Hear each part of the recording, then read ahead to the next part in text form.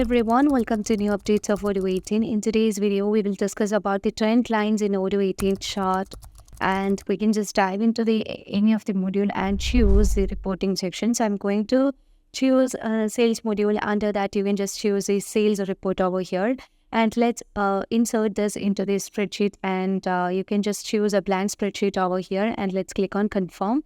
And here you can see the sales analysis and its chart with the configuration, designs and all.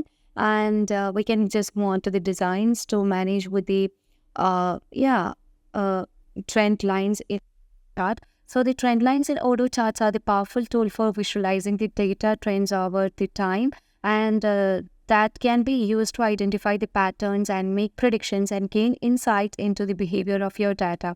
So in Odoo 18, you can easily add the trend lines to your charts using this option. So here you can see that you can just enable show trend line over here, and we have different trend line types such as linear, and you can see as I just choose different options over here, you would be able to find the change in the graph.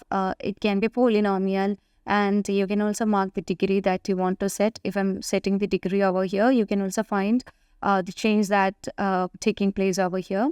And you can also change it as exponential, that we have already done, and you can also set it like algorithmic and all. And here you can also find the horizontal axis and the vertical axis. So if you want to just manage with the horizontal axis and vertical axis, you can also manage with that.